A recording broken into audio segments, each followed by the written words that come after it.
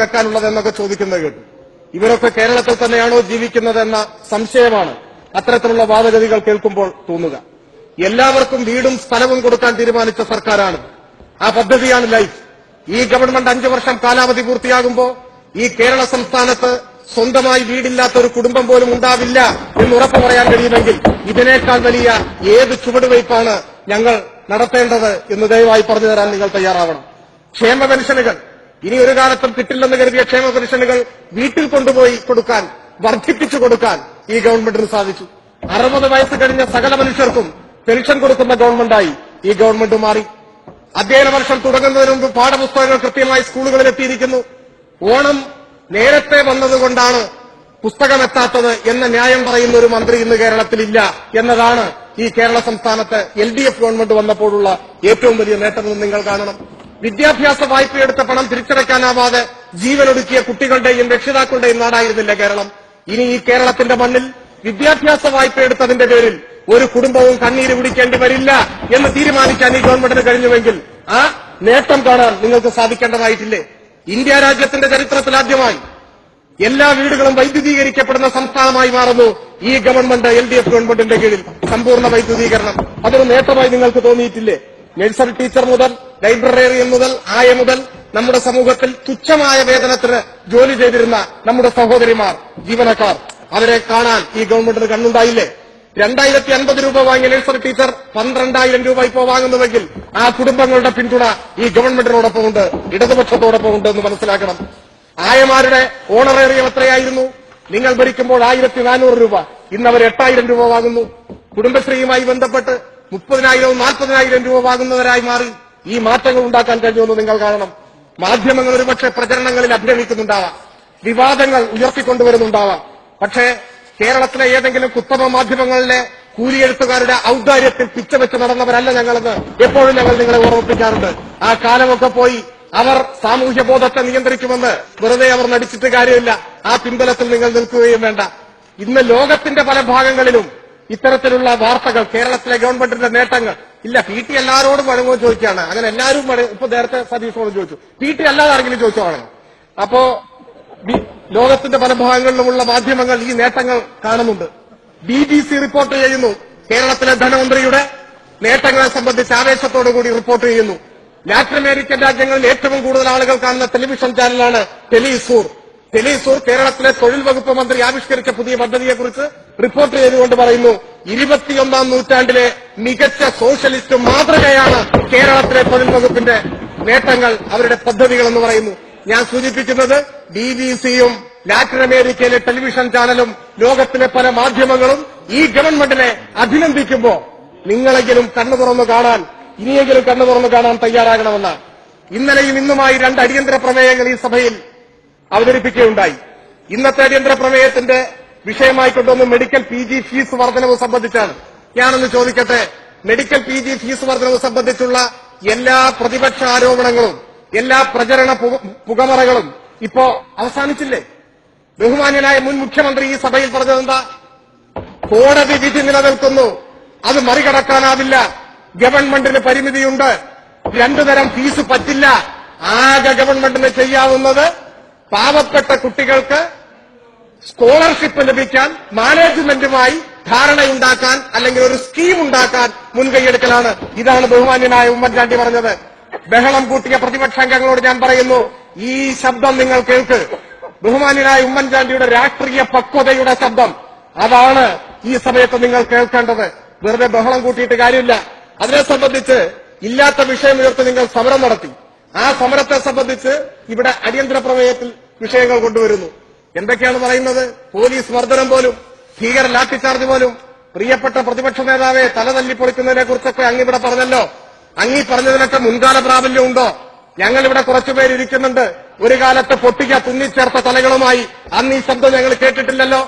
കോഴിക്കോട്ട് വിദ്യാർത്ഥി സമരത്തിന് നേതൃത്വം കൊടുത്ത SFIയുടെ അന്നത്തെ നേതാവ് P. ബിജുവിന് നേരെ നിങ്ങളുടെ കാലഘട്ടത്തിൽ പ്രത്യേക പരിഗണന കിട്ടിയ പോലീസ് ഓഫീസർ രാധാകൃഷ്ണപിള്ള അദ്ദേഹത്തിന്റെ റിവോൾവർ എടുത്ത് വെടിവെക്കുകയാണ് ചെയ്തത്. അങ്ങയുടെ പ്രതിഷേധം ഇവിടെ ഞങ്ങൾ കണ്ടിട്ടില്ലല്ലോ. നിങ്ങളുടെ പ്രത്യേക പരിഗണന കിട്ടിയ ആ ഉദ്യോഗസ്ഥൻ ഒരു ഉന്നമില്ലാത്തവനായതുകൊണ്ട് മാത്രമല്ലേ അന്ന് SFIയുടെ നേതാവ് രക്ഷപ്പെട്ടത്? അല്ലെങ്കിൽ രക്ഷപ്പെടുമായിരുന്നോ? ഇന്ന് നിങ്ങളുടെ ഒരു പ്രവർത്തകന്റെ ജനനേന്ദ്രിയം തകർത്തു ഒരു SI എന്ന് ഇവിടെ കോവളമംഗം ചർച്ചയിൽ പറഞ്ഞു.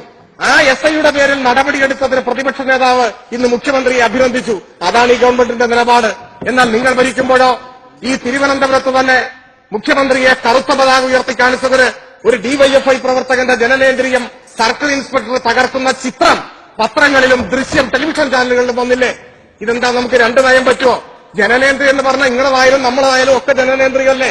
ആ തകർത്തില്ല പ്രശ്നമല്ലേ? അതിനെതിരെ ഒരേ നിലപാട് നമ്മൾ സ്വീകരിക്കണ്ടേ? അങ്ങനെ സ്വീകരിക്കാൻ കഴിയാതിരിക്കുന്നത് എന്തുകൊണ്ടാണ്? പിന്നെ ഇത്ര വലിയ ഭീകരമായ പോലീസ് മർദ്ദമൊന്നും വേണ്ട.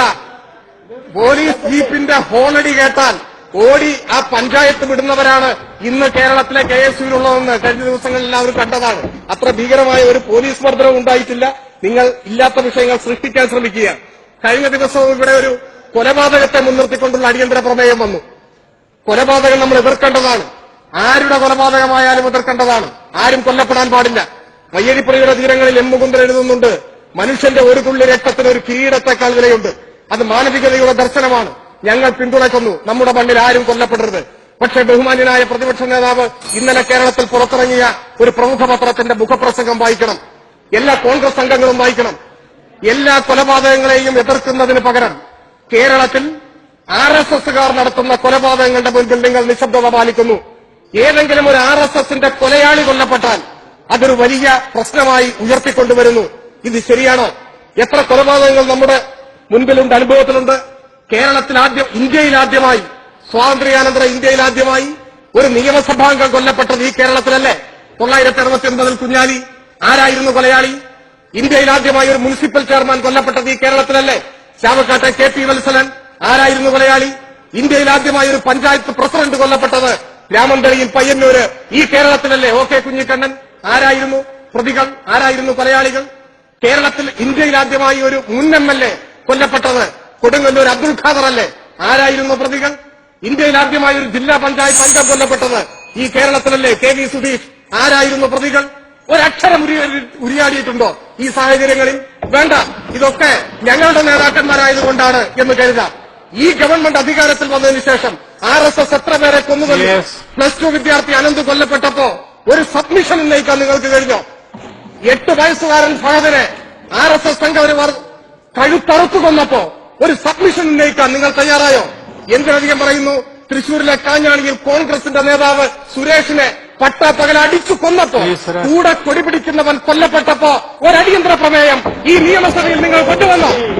കോൺഗ്രസുകാരന്റെ ജീവനേക്കാൾ വില കൊലക്കേസ് പ്രതിയും ഘാതകരമായ RSSകാരനാണ് എന്ന് കരുതുന്ന ആ രാഷ്ട്രീയ പാപ്പരത്വമുണ്ടല്ലോ, അത് നിങ്ങൾ ശരിയാണോ?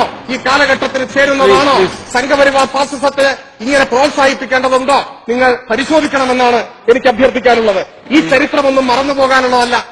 മറവിക്കെതിരായ ഓർമ്മകളുടെ സമരമാണ് രാഷ്ട്രീയമെന്ന് എഴുതിയത് മിലാൻ കുണ്ടേരയാണ്. ബഹുമാനപ്പെട്ട അരുവിക്കര അംഗത്തിനെങ്കിലും അത് തിരിച്ചറിയാൻ കഴിയും എന്നാണ് ഞാൻ പ്രതീക്ഷിക്കുന്നത്. അദ്ദേഹം അത് അറിയാത്തവരോട് പറഞ്ഞു കൊടുക്കണം. നമ്മൾ ചരിത്രം മറന്നു കളയേണ്ടവരല്ല. ഞാൻ അവസാനിപ്പിക്കുകയാണ്. ഇതുവരെ സംസാരിച്ചവരൊക്കെ 2-3 മിനിറ്റ് അധികമായിട്ടെടുത്തു. ഞാൻ അതിനു മുമ്പ് നിർത്തിക്കഴിഞ്ഞാൽ ചെയറിന് എന്നോട് പ്രത്യേക എന്തോ വിരോധമുണ്ടെന്ന് തെറ്റിദ്ധരിച്ചാലോ എന്ന് കരുതിയിട്ടാണ് ഞാൻ ആ സമയമെടുത്തിട്ട് അവസാനിപ്പിക്കാമെന്ന് കരുതി. ഞാൻ കൂടുതൽ നീട്ടിക്കൊണ്ടുപോകുന്നില്ല. ഈ രൂപത്തിൽ കേരളത്തിൽ ലോകമാകെ കേരളത്തിലെ ഭരണത്തെ അംഗീകരിക്കുമ്പോൾ പാവപ്പെട്ട മനുഷ്യർ ഇതെന്റെ സർക്കാരാണെന്ന് ഹൃദയത്തിൽ തൊട്ട് പറയുന്ന ഈ ഘട്ടത്തിൽ ഈ ഗവൺമെന്റിനെതിരെ തെറ്റായ പ്രചരണങ്ങൾ ഉയർത്തി ഇല്ലാത്ത പ്രശ്നങ്ങൾ ഉയർത്തിക്കൊണ്ടുവന്ന് പുകമറ സൃഷ്ടിക്കാനുള്ള ഈ പ്രതിപക്ഷ തന്ത്രമൊന്നും വിലപ്പോകാൻ വേണ്ടി പോകുന്നില്ല. ഈ ഗവൺമെന്റ് കേരളത്തിൽ മഹത്തായ ഒരു പുതിയ യുഗത്തിന് തുടക്കമിടുകയാണ്.